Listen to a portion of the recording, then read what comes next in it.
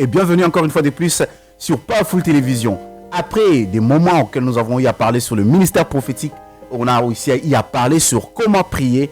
Et aujourd'hui, nous voici avec ces nouveaux numéros qui s'appellent Prophet Fatatique. Alors, avec ces programmes Prophet Fatatique, nous allons passer encore beaucoup de temps ensemble auxquels nous allons parler pas seulement du ministère prophétique, mais nous allons aussi parler de beaucoup de choses. Alors, pour bien commencer, j'aimerais que nous puissions toucher nos Bibles. Nous allons un peu ouvrir dans le livre de Matthieu chapitre 22, le verset 37. Matthieu 22, 37. Qu'est-ce que nous dit la Bible? Matthieu 22, 37. La parole de Dieu nous dit ceci.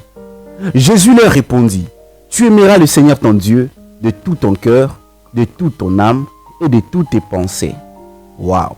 Écoutez un peu ce que Jésus est en train de relater ici. Ce que Jésus est en train de répondre à ses disciples pendant qu'ils lui ont posé la question de savoir quel est le plus grand commandement, quelle est cette loi qui est plus fort que tous les autres.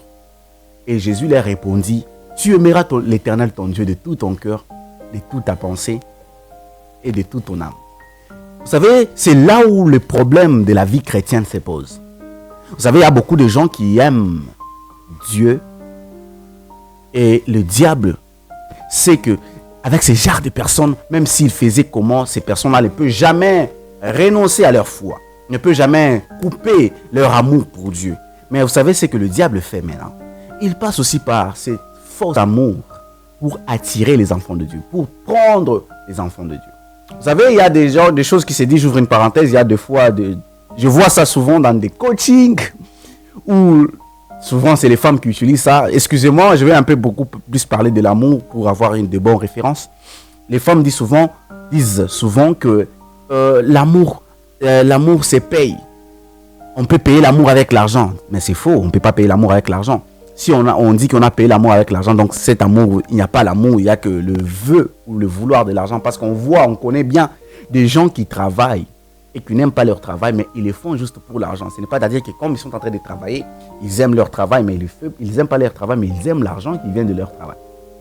Alors, donc voilà, vous allez comprendre que si quelqu'un dit que non, il a aimé parce qu'il a vu l'argent, la personne là n'a jamais, il est très loin de l'amour, de ce qu'on appelle l'amour, vous savez. Ce qu'on appelle l'amour, il est très très très loin de ça. Parce que ici, vous allez comprendre qu'on nous demande d'aimer Dieu avec tout notre cœur, avec toute notre pensée, toute notre âme. Et ce qui veut dire, on ne nous demande pas d'abord d'aimer ce que Dieu donne, mais Jésus nous demande d'aimer ce que Dieu est. Et c'est là où le diable vient jouer avec nous. C'est là où le diable vient troubler nos pensées. C'est là où le diable vient nous attirer vers lui. Ouais, je vous dis la vérité. Parce que quand on aime d'autres choses plus que Dieu, quand dans notre pensée, il y a beaucoup de choses plus que Dieu, le diable vient utiliser cela. Ouais. Si quelqu'un parvient à dire que on peut payer l'amour avec l'argent, ça veut dire que dans la tête de la personne, il n'aime pas la personne, mais il aime le fruit de la personne qu'il est en face de lui. Oui, savez-vous que beaucoup de gens, je peux dire aujourd'hui, 50% de gens ou des êtres humains qui sont ici sur la terre aiment le fruit des gens, aiment le fruit de certaines personnes, mais sans toutefois les aimer. Ils aiment le fruit d'une personne, mais ils n'aiment jamais la personne. Vous savez, il y a la différence entre aimer la personne et aimer ce que la personne donne. Aimer la personne, c'est aimer tout ce que la personne est. Qu'il soit bon ou mauvais, on l'aime. Mais aimer ce que la personne donne. Lorsque la personne va changer, on va fuir, on ne va plus supporter la personne en question. Pourquoi? Parce que chaque être humain, tout le monde sur la terre a de bons et le mauvais côté. Ça veut dire que c'est un peu mélangé dans l'homme.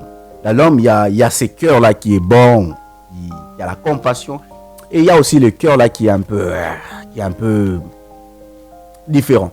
Et vous allez comprendre, c'est là que se part la colère. Vous savez, je vais ouvrir encore une autre parenthèse. Si tu veux bien comprendre, ou si tu veux bien voir l'image de la destruction, elle se trouve dans l'homme. Vous savez, dans l'homme, il y a des personnages. Ouais, dans l'homme, il y a des personnages. La première personnage qui est dans l'homme, c'est l'homme gentil, l'homme cool, l'homme à qui on parle avec l'homme qui a la compassion. Ça, c'est la partie de Dieu dans l'homme. Mais la partie du diable dans l'homme, ou la partie où l'homme ressemble à des démons, où il est manipulé par des démons, où il est incarné par des démons, c'est la partie de l'homme méchant. Ouais. Vous savez, à chaque fois que vous vous posez des questions, vous dites à quoi ressemble le diable, à quoi ressemble le démon, à quoi ressemblent les gens qui sont toujours là en train de me combattre. Pour bien le voir, attends, ne sois pas pressé, attends. Un jour où peut-être un de tes amis sera en colère, sera fâché. Lorsqu'il est fâché, regarde-lui bien dans les yeux et tu verras à quoi ressemble la destruction. Ouais. Vous savez, une personne qui est fâchée, très fâchée, ne réfléchit pas. S'il faut prendre le couteau, il prend le couteau et oui, il va poignarder quelqu'un. S'il faut tuer, il tue. Pourquoi? Parce qu'une personne en colère n'a jamais reflété l'image de Dieu. Une personne en colère ressemble directement au destructeur qui est le diable. Lorsque vous êtes en colère, oui, je vous dis. Vous savez, même beaucoup de gens qui ont eu à tuer les autres ne les ont pas tués lorsqu'ils étaient en paix. Mais ils les ont tués parce qu'ils étaient remplis de colère. Et lorsque la colère est sur vous, le diable vous utilise facilement. Pourquoi? Parce que vous lui ressemblez. Pourquoi? Parce que vous avez pris son côté. Alors, c'est pourquoi aujourd'hui, je vais un peu expliquer sur ces choses. Vous savez, lorsque le diable commence par vous utiliser ou cherche à entrer dans votre vie, il commence d'abord par vous donner des sensations ou des envies bizarres. Il commence par souffler des envies bizarres. Les envies bizarres que je suis en train de parler, je ne parle pas des envies bizarres, n'importe quelle envie bizarre, mais je parle des envies bizarres qui est sur vous. Par exemple, tu aimes être riche. Qu'est-ce que le diable fait? Il commence à souffler dans ton cœur la richesse, le vœu de la richesse. Je vais gagner dans ma vie, je vais avoir des millions, je vais réussir dans ma vie. Et plus que le diable souffle cela dans ton cœur, qu'est-ce que tu seras en train de faire? Tu seras en train de travailler, de chercher comment devenir riche. Et jusqu'à ce que tu peux tomber sur de mauvaises personnes et puis ils vont t'initier dans de pratiques maléfiques, dans de pratiques de la sorcellerie. C'est comme ça que le diable joue avec les gens. Maintenant, pas seulement que ça s'est basé sur la richesse ou ça est resté sur la richesse, mais c'est venu aussi dans l'église. Maintenant, regardez comment ça se présente dans l'église. Dans l'église, il y a de ses frères, de ses sœurs qui sont zélés, qui aiment vraiment les choses de Dieu. Et puis, faisez attention. Il y a la différence entre aimer les choses de Dieu et aimer Dieu. Il y a des gens qui aiment juste les choses de Dieu. Donc, ils aiment juste les choses de Dieu. Alors, la différence entre aimer les choses de Dieu et aimer Dieu, c'est que quand tu aimes les choses de Dieu, donc tu te lances toi-même dans les choses de Dieu. Tu n'aimes pas rater les programmes de l'église. Tu n'aimes pas rater les activités évangéliques. Tu es là. Ça, c'est aimer les choses de Dieu. Tu n'aimes pas Dieu. Tu aimes juste les choses de Dieu et tout. Mais aimer Dieu, c'est quoi? C'est à chercher à s'attacher de Dieu. Chercher ce que Dieu dit. Qu'est-ce que Dieu parle de toi? Qu'est-ce que Dieu veut de toi? Est-ce que tu entends Dieu? Est-ce que tu fais ça pour plaire à Dieu ou bien tu fais ça parce que ça te fait là, ça te donne la joie, vous savez? C'est ce que le diable utilise maintenant. Il y a d'autres personnes qui croient qu'ils aiment Dieu, mais pourtant ils aiment juste les choses de Dieu. Est-ce que si aujourd'hui on ne te programmait plus à l'église, tu seras toujours serviteur de Dieu? Est-ce que si aujourd'hui tu es loin de ton pasteur, personne ne te contrôle, tu es très loin, tu seras toujours chrétien, tu garderas toujours cette nature de la chrétienté, tu seras toujours ponctuel à Dieu? Parce que si aujourd'hui, les gens qui t'envoient des messages, qui te disent prie un peu pour moi, les gens qui te soutiennent ne sont plus là, tu seras toujours serviteur de Dieu. Vous savez, il y a de ces questions qui doivent aussi tourner dans votre tête aujourd'hui que je suis venu vous poser. Est-ce que si aujourd'hui ton église est très loin de là où tu es, tu peux aussi garder cette nature de Dieu? Vous savez, aimer les choses de Dieu, c'est avoir des amis qui te motivent. Aimer les choses de Dieu, c'est être dans des programmes, des activités de l'église. Oh, moi j'aime être là, quand il y a le Saint-Esprit, quand il y a le parler en langue, moi j'aime. Oui, c'est bien aimer des choses comme ça, des choses du royaume, mais est-ce que vous aimez dans votre profondeur, dans votre cœur, est-ce que vous aimez Dieu? Ici, Jésus nous parle, il nous dit, tu aimeras l'Éternel ton Dieu de tout ton cœur. Vous savez, le problème dans ça, c'est que il y a des gens qui aiment les choses de Dieu plus que Dieu. Ça, c'est un danger. Aimer les choses de Dieu plus que Dieu, c'est un danger de votre vie. Parce que lorsque vous aimez les choses de Dieu, vous allez chuter. Peu importe le temps que ça peut prendre. Mais sachez que vous allez chuter. Vous savez pourquoi, je vais maintenant entrer dans mon message, pourquoi les vrais sont-ils devenus le faux? C'est parce que ils n'étaient pas, au départ, ils n'étaient pas de vrais en total, comme le mot l'indique. Mais c'était les passionnés de choses de Dieu. C'était les gens qui aimaient les choses de Dieu, mais ce n'était pas les gens qui aimaient Dieu. Lorsque vous aimez les choses de Dieu, à l'eau d'aimer Dieu, vous allez vous dérouter par les choses qu'on va vous proposer. Vous savez, le problème, c'est que quand vous aimez les choses de Dieu, quelqu'un viendra vous proposer les power.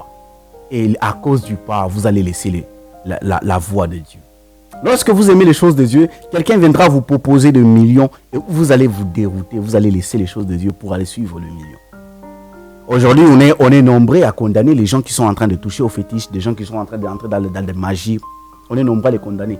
Mais vous devez juste comprendre que ce sont les gens qui aimaient les choses de Dieu mais qui n'aimaient pas Dieu.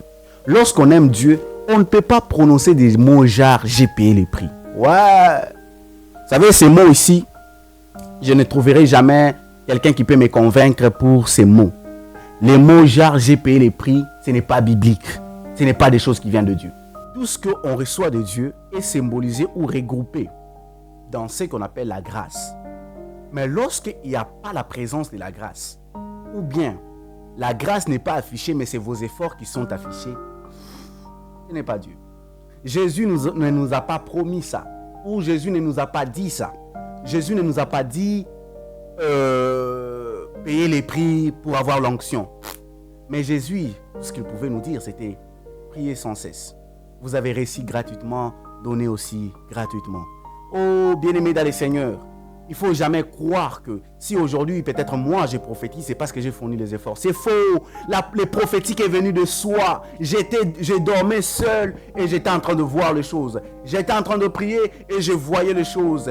J'étais dans des programmes de l'église et on pouvait me prophétiser. Tu as un ministère prophétique, tu vas voir des choses. Je n'ai pas fourni des efforts. Je n'ai pas fourni des efforts pour avoir la voyance claire. Je n'ai pas fourni des efforts pour prophétiser avec précision. Non, je n'ai pas fourni des efforts pour cela. Mais c'est la grâce de Dieu qui a fait ces choses. C'est la grâce de Dieu. Je me rappelle encore quand j'étais encore trop petit, depuis chez nous, je pouvais prophétiser. Lorsque quelqu'un veut sortir, je pouvais dire, là où tu es en train de partir, ça sera comme ça, comme ça. Je pouvais dire un matin, aujourd'hui, telle personne viendra nous rendre visite. Il y aura ça, il y aura ça, il y aura ça. Pendant que je faisais ça, même ma conscience n'était plus encore sur place. Mais comment aujourd'hui je peux venir et dire à quelqu'un que j'ai payé les prix pour prophétiser? Non, jamais. Lorsqu'on reconnaît la place de la grâce dans notre vie, c'est ce qui nous rapproche encore de Dieu. On ne devient pas puissant parce qu'on a payé les prix. Quel prix? Quel prix qu'on a payé? Oh, disez-moi quel prix qu'on a payé. Il n'y a pas de prix qu'on peut payer pour avoir l'onction, pour avoir le don de Dieu. Tout ce qu'on reçoit de Dieu, ça passe par ce qu'on appelle la grâce. Tout ce qu'on peut recevoir de Dieu, ça passe par ce qu'on appelle la grâce. La connaissance que nous avons, c'est la grâce. C'est Dieu qui nous fait grâce. Il fait grâce parce qu'il a l'objectif. Il sait lui-même ce que cela doit apporter dans son royaume. Alors, le tri là de payer les prix, ça n'a jamais été ça, la cause ou la raison par laquelle on est rempli du Saint-Esprit. Alors, par ces mots qui dit j'ai payé les prix, c'est comme ça que la génération est en train de toucher au fétiche, en pensant que telle personne est devenue comme ça parce qu'il avait payé les prix, moi aussi je dois payer le prix. Non, avec Dieu on ne paye pas les prix. Si Dieu vous a appelé à la puissance, vous allez manifester la puissance sans fournir des efforts. Vous savez, la différence entre les choses de Dieu et les choses du monde, c'est que les choses de Dieu, ça ne nous pousse pas à fournir des efforts pour le manifester. Mais les choses du monde, vous devez fournir des efforts pour le manifester. Par exemple, quelqu'un touche au fétiche et on lui dit, tu dois aller dormir dans le cimetière. Ce sont des efforts que la personne est en train de fournir. Mais dans les choses de Dieu, on n'a plus ce temps-là.